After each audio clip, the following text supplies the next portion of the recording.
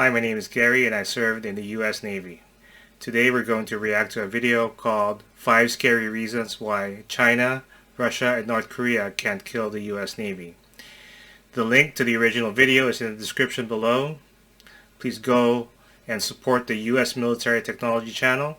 And if you like these types of videos, please click like and subscribe so you know the next time I upload a new one. Okay, let's get on with it.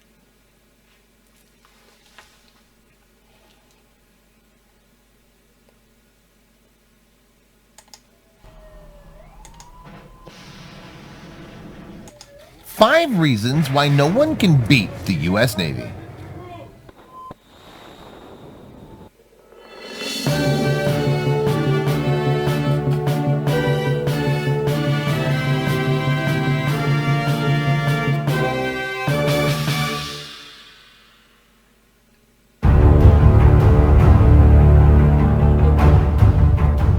The United States Navy is the largest and most advanced Navy in the world, fielding everything from aircraft carriers and maritime patrol aircraft to submarines, destroyers, and unmanned helicopters.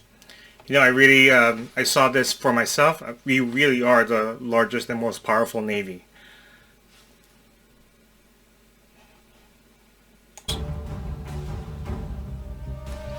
So when your editor asks you to choose the Navy's 5 most lethal weapon systems, your most difficult challenge is trying to narrow it down to just 5 selections. For this article, I bypassed the larger platforms such as the aircraft carriers and amphibious assault ships. To be sure, those are actually the most lethal weapons in the Navy's arsenal. However, everybody knows them, and as big platforms, they're actually the sum of many smaller. You know, that's really right, because nothing will project power more than an aircraft carrier. They really are, what would drive fear in the hearts of your enemy. When you see an aircraft carrier coming for you, you know that it's going to be on. Instead, I wanted to highlight platforms that were outstanding in some particular way, with an emphasis on the biggest bang for the buck. I also wanted to spread out the selection. It's easy to merely include surface ships and submarines, ignoring aircraft and certain missions. Before proceeding, it's worth noting that the Navy is currently on the cusp of a technological revolution. With new ships, fighters, radars, lasers, railguns, and unmanned systems on the horizon. In 10 years, a repeat of this may look very different. Arleigh Burke class guided missile destroyer. Alright, so I did serve on an Arleigh Burke class guided missile destroyer. Named after the legendary World War II admiral, the Arleigh Burke class destroyers are some of the most balanced, capable ships fielded by any modern Navy. The Burke class is the backbone of the fleet, with some 62 vessels comprising over a fifth of all the ships in the Navy. So I was on DDG 69 and I heard it's over 100 now. So the number's over 100. So, you know, there's been quite a few Arleigh Burke destroyers has been built since I got out of the Navy. The heart of the Burke's combat system is in its Aegis radar system, which is capable of directing a variety of air defense missiles against incoming targets. Aegis can coordinate the defense of an entire naval surface group, and with the... So at Aegis, you go to Combat Information Central, which is a room that is filled with a bunch of people looking at radar and a lot of electronic equipment in there, and they do tracking. In an Aegis-enabled vessel, you'll see the whole battlefield there, and a lot of things are going on, and the direction of all the units in there are being done simultaneously. So it really is pretty cool. Cooperative engagement capability, the Burkes can fire on targets at extended ranges using targeting data from platforms such as the E-2D Hawkeye. The Burke class is capable of launching Evolved Sea Sparrow, air defense missiles against short and medium-range targets, and SM-2 and SM-6 missiles against long-range aerial targets. Wait, what was that? Air defense missiles against short and medium-range targets, and SM-2. Okay, so this is my first ship. This is CG-63. So this is a guided missile cruiser. That was the first ship that I served on, the USS Cowpens. And yes, we did launch a few of these missiles when we were in the Gulf. Just to let you know, I did deploy 4 times when I was in the Navy. And SM-6 missiles against long-range aerial targets. Many destroyers also have a ballistic missile defense capability and can launch SM-3 missiles specialized for engagement of ballistic missiles.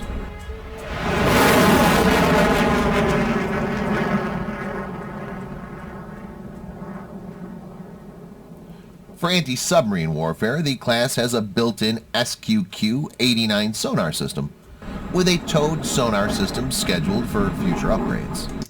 So I've seen this sonar array being deployed, and it's pretty cool. The array, when it deploys, it's really a long line with a lot of sonar buoys, and they interface with the SH-60 Seahawk. That is also the part of the anti-submarine tactics that's used by the Navy. The ship mounts 6 Mark 46 anti-submarine torpedoes.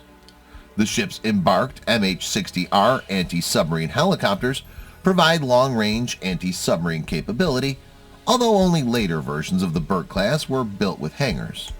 Yeah, so the Arleigh Burke class destroyer that I was on did not have hangars. We were able to refuel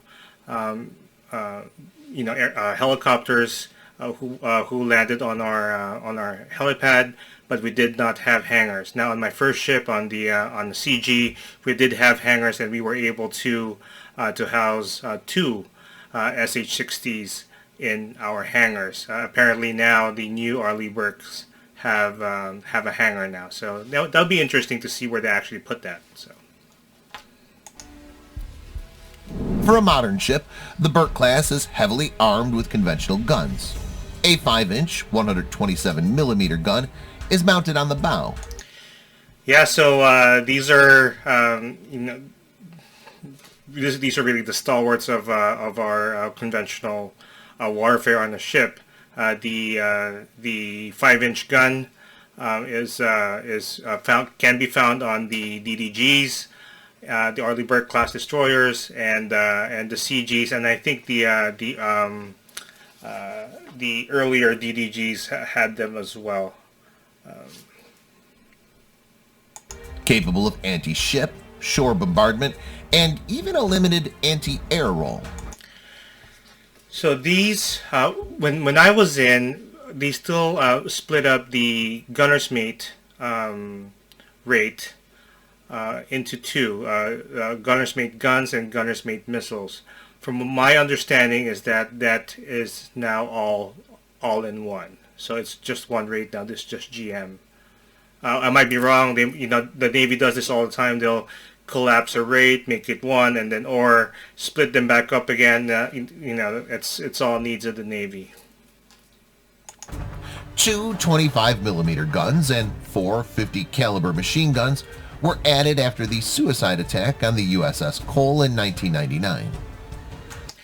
So I have a story about that.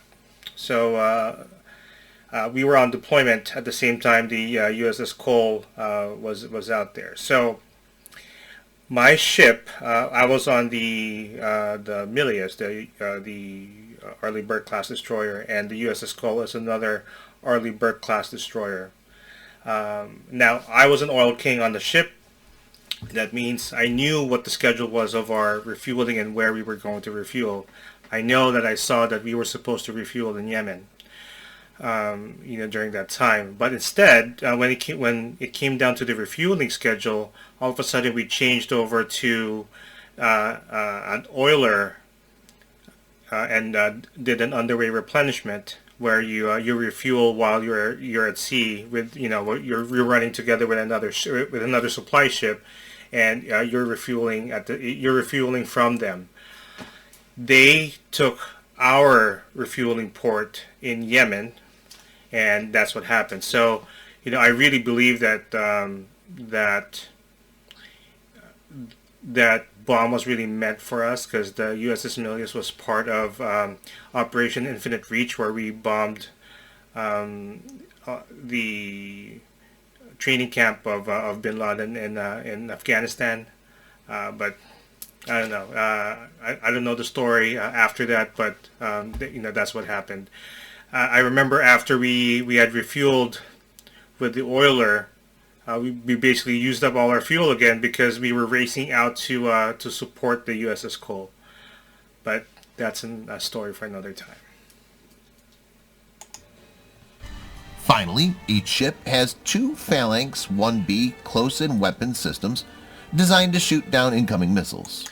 This is probably the most powerful thing I saw on the ship that you can really see, right? So you can hear this inside of the ship when they fire the CWIS, the close-in weapon system, and that's what we call it. The proper name is the Phalanx, but we all called it the CWIS, the close-in weapon system.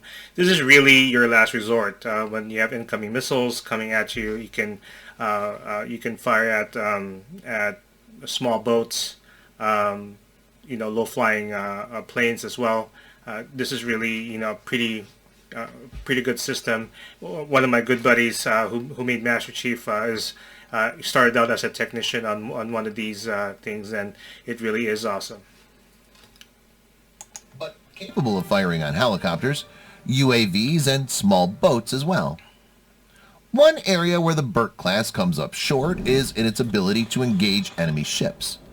The ships are anemic in their anti-ship capability, with only older vessels even fielding 8 aging Harpoon anti-ship missiles. Yeah, so if I remember correctly, I might be mixing it up between the Cowpens and Milius, but the Cowpens, I knew we had Harpoon missiles there, and that's a CG cruiser. The DDG Arleigh Burke class that I was on did have Harpoon missiles, if I remember correctly, so that would probably classify it as an older ship. But then again, it's been a while since I've been in, and I knew that the first ship in that class was 54, and and we were in 69, so probably just a few years after the first one was commissioned. So I guess I could say that yes, my ship was an older one. We did have Harpoon missiles, but probably the newer ones did not have Harpoon missiles anymore. But maybe that's because they had to make space for the hangars, for the helicopters. This has been by design, as no credible surface threat had existed, and the Navy is concentrated on the global war on terror mission. Missiles such as the Norwegian Naval Strike Missile and the Lockheed Martin Long-Range Anti-Ship Missile are in development and hold great promise as a future anti-ship missile of the fleet. Now, there might be a reason why the anti-ship capabilities of the Arleigh Burke destroyers is not really there, because I guess the battlefield has now changed. Might not have to see any more sea battles. Everything's kind of fought at a distance, so that's probably the way they think about that. So that might be a good reason why you won't have these anti-ship capabilities anymore, except for the Mark. I forgot the proper name of the 5-inch now, but that's probably the only thing that you're going to have is the 5-inch, and then if it's a smaller vessel, you can always engage the close-in weapon system. The ships will likely be the longest class in production ever fielded by the U.S. Navy. Arleigh Burke herself was commissioned in 1991, and production is expected to continue for another 50 years. That would mean nearly 40 years of near continuous production for a single type of destroyer. Wow, that's actually a pretty long time for production. 40 years of production for a single class of ship. They probably found a sweet spot there, and they're not thinking of fielding any more ships. I think when they put in the Flight 2, which is the hangar equipped Arleigh Burke destroyers, they probably thought that you can always keep on upgrading that class of ship. I know the DDG 1000 classes of ship came out, but one of those has already been slated for decommissioning after 8 years. So they probably just thought we're just going to spend money on the Arleigh Burke class and keep on upgrading it.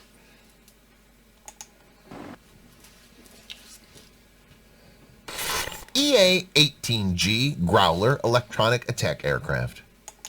I never saw one of these, so this will be interesting. Based on the successful FA-18F Super Hornet, the EA-18 Growler is an electronic warfare aircraft with the performance of a fighter. Unlike its predecessor, the EA-6B Prowler, the Growler is capable of being used more aggressively. During my time when I was in, I still was in early enough to be able to see for myself a Prowler. So I'm probably aging myself there, but I was still able to see one of those. Then again, the Hornets were just coming in at the time. They haven't retired the F-14s yet, and the USS Kitty Hawk was still a commissioned ship at the time. That's where I landed when I went to my first ship. I landed on there from Bahrain. Landed on the plane that carried the mail. I stayed there overnight at the USS Kitty Hawk, and they put me on the helicopter and landed on the USS Cowpens. High-performance fighter bombers on dangerous missions. The Growler is basically a two-seat Super Hornet, with 90% commonality in some features between the two planes. The Super Hornet's internal M61 gun is deleted to accommodate an AN/ALQ-227 communications jamming system, and AN/ALQ-99 radar jamming pods are fitted to the plane's weapon stations. Growler has three capabilities. Firstly, it can support suppression of enemy air defense missions in support of drones or UAVs. Growler can jam communications and enemy radars on the ground and actively attack radars with anti-radar HARM missiles. Yeah, that's actually pretty cool. Being able to actively jam the enemy's radar systems or electronic communication systems. That's really something that would be important out there in the new way we're doing warfare now. Second, Growler can conduct standoff and escort jamming against air defenses on the ground, enemy airborne early warning platforms, and enemy fighters. Growler can keep up with fighters conducting a counter-air sweep and keep enemy radars and communications scrambled. Third, Growler is also capable of what's called non-traditional electronic attack, a somewhat mysterious capability which supposedly allows it to integrate with ground defenses. So, in the new electronic and connected type of battlefield control, these are one of the systems that make it happen. So, if you have these and you have Aegis, you're able to relay information back and forth to ships and to ground forces, and it gives you a really, really holistic view of the battlefield. In addition to those capabilities, Growler can also self-protect, allowing fighters that would otherwise escort it to be used elsewhere. Growler is as fast and maneuverable as an FA-18F and can carry AMRAAM air-to-air missiles for defensive use. Well, that one didn't have any missiles, but yeah, I'll take their word for it. Despite its electronic warfare designation, it's still equipped with an APG-79 multi-mode AESA radar and a helmet-mounted cueing system for air-to-air combat. 100 Growlers have been delivered as of May 2014, and another 15 aircraft have been approved as part of the 2015 Congressional Defense Budget. Virginia-class attack submarine. Now, these are the silent big boys of the fleet.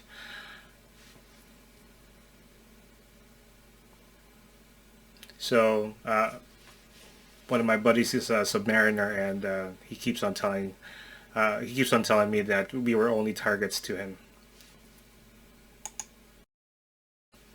One of the most successful weapons programs of the post-Cold War period, the Virginia-class attack submarine, combines one of the most advanced nuclear attack submarines with an affordable shipbuilding program. At least 33 units are... Affordable is relative here, okay? So they'll probably talk about how much these cost, but yeah, affordable is relative to what the alternative is. Planned. Each Virginia class is 377 feet long and 34 feet in diameter and weighs 7,800 tons submerged. Each has 12 vertical launch tubes for Tomahawk missiles, as well as 4 533mm torpedo tubes capable of launch. So when we did Operation Infinite Reach, and that's been declassified a long time ago, we kind of lined up. I was on Cowpens at the time, and we did have Milius along with us. I think it was 7 ships, including a submarine that fired Tomahawks into Afghanistan.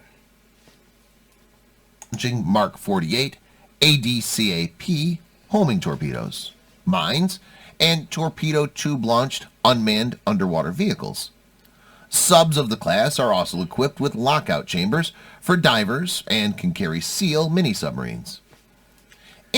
So the SEAL mini-submarines, and we'll do that in another video. I did find a pretty good video that described and actually had one of those SEAL delivery vehicles, and those would be attached to the submarine.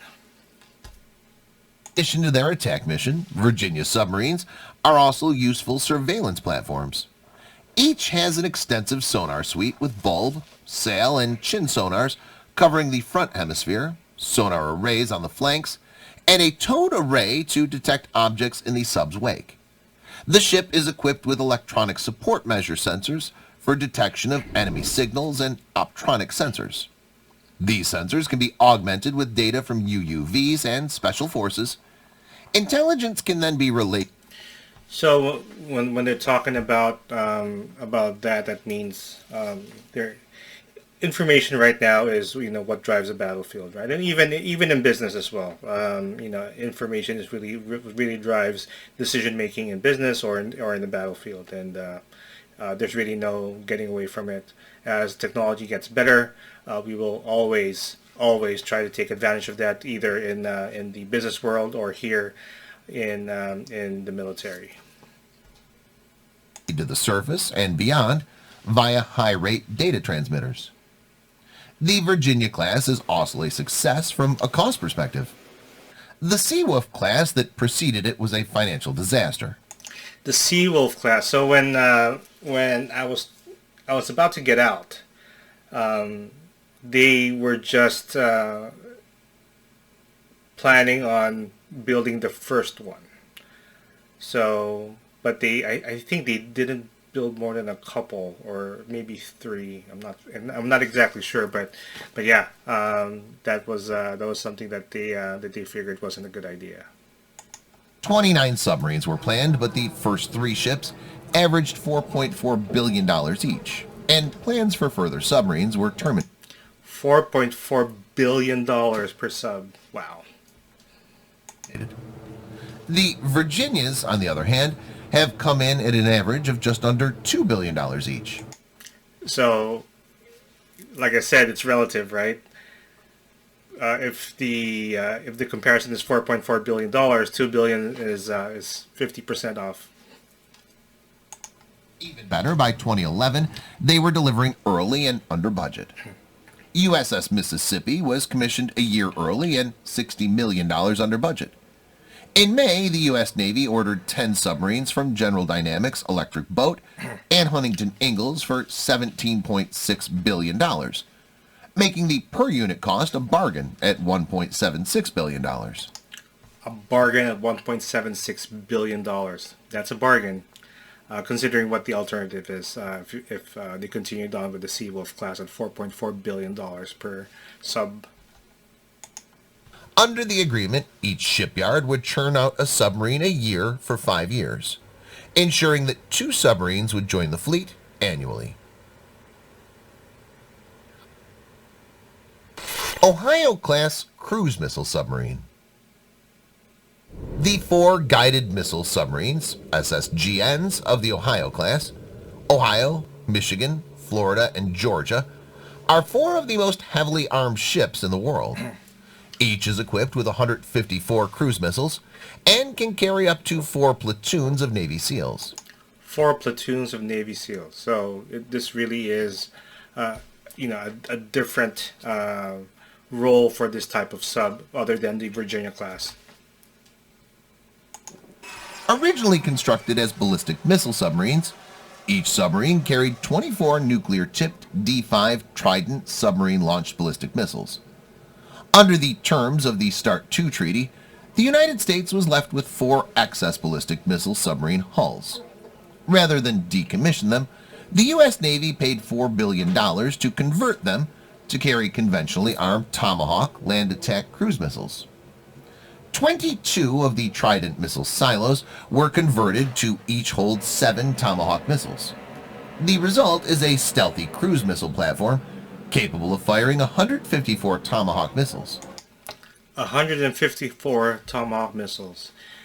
The rule of thumb back then, when I was still in, was that each Tomahawk missile was about $1 million a piece.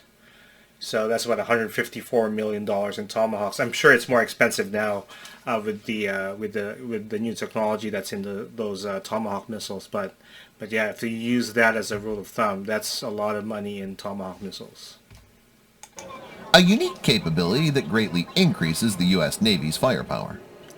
The precise loadout of each submarine is classified, but includes some mixture of Block 3 Tomahawk and Block 4 Tomahawk missiles.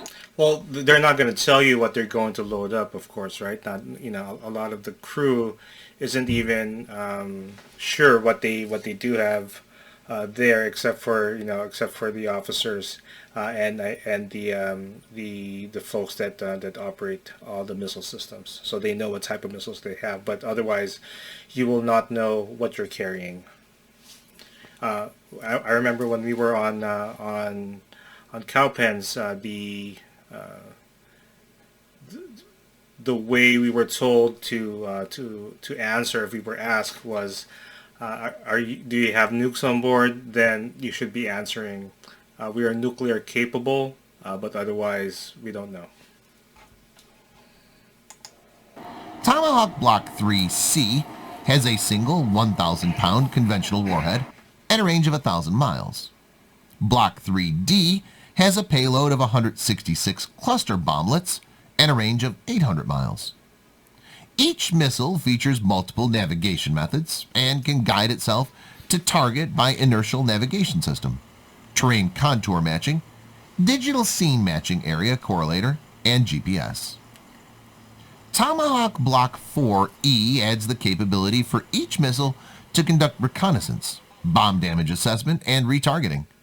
The missile can send back an image of... So let's get back to that. So that... Block 4E adds the capability for each missile to conduct... So if you see this, this is where the SEALs go. This is the SEAL delivery system, if I'm not mistaken.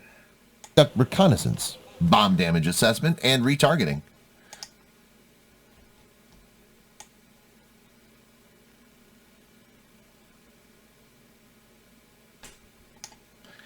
So this is the one. This is the SEAL delivery system. Targeting.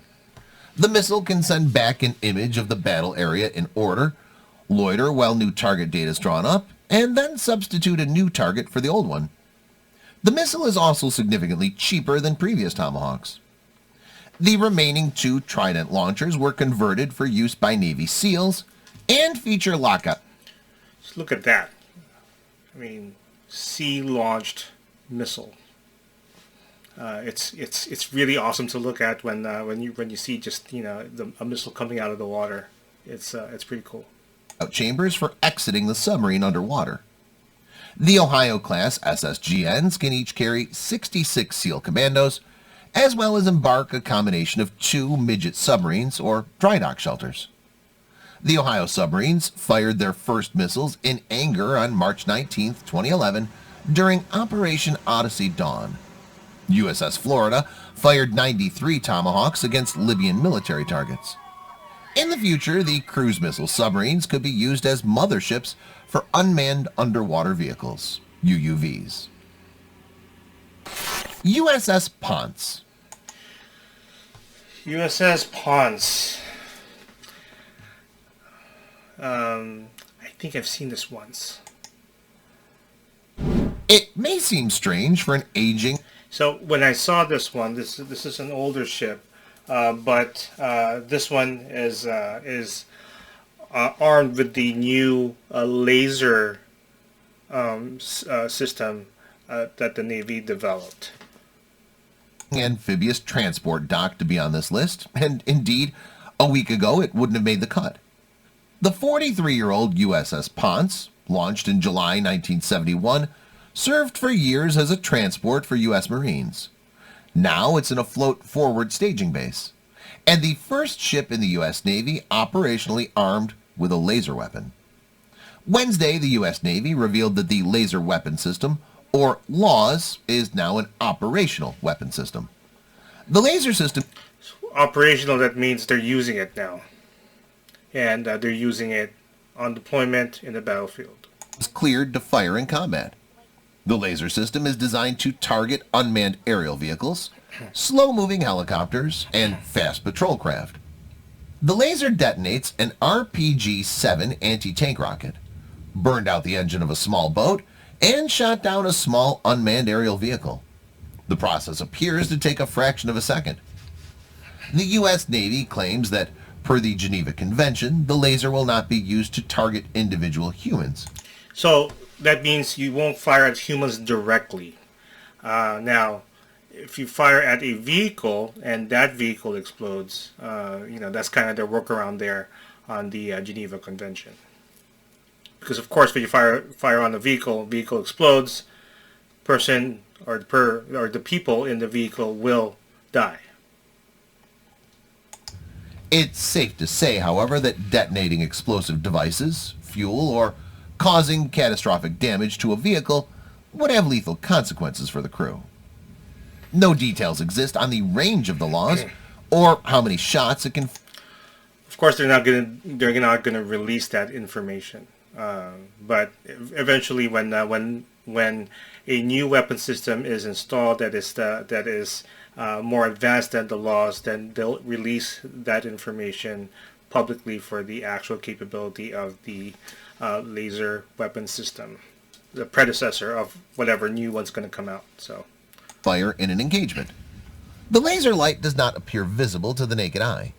The system appears to be aimed by a shipboard operator using a modified video game controller. In a world of high-cost weapon systems, one of the most remarkable things about LAWS is the cost. LAWS cost only 69 cents per shot, with apparently only one shot needed to disable a small boat. The Griffin missile, which... 69 cents is because they're only using whatever power that the ship is already creating to power the LAWS. The U.S. Navy had also considered using against small boats, cost $99,000 each. RAM, the point defense system that might otherwise engage UAVs, cost well over $250,000 per missile. LAWS even compares favorably to the 20mm cannon round fired by the Phalanx close-in weapon system. Well, so if you think about that, then it is, quite a bit of a discount when you are firing a laser rather than conventional weapons. Um, but the question is, how much is each LAWS system? So this is probably a prototype that they put on there to gauge its effectiveness in the field. So this is probably pretty expensive because it has all that development money in it. But eventually they're going to mass produce these for the Navy. We don't know how much the entire LAWS system actually costs. These per shot numbers are encouraging. LAWS is a 30 kilowatt laser system. The U.S. Navy plans to test more powerful 100 to 150 kilowatt systems within the next 2 years. So this video came out in 2020, so they're probably already fielding that at that rate, at that power.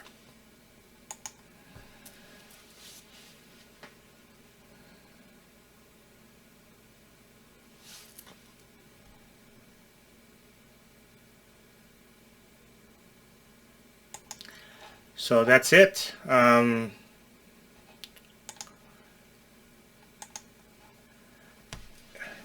So yeah, I had a lot of fun when I was in the Navy, and of course it wasn't all fun. But although I don't miss being out on deployment, I do miss the friends that I made there. You really make friends for a lifetime when you serve, and it changes everything when you're in those types of situations with people.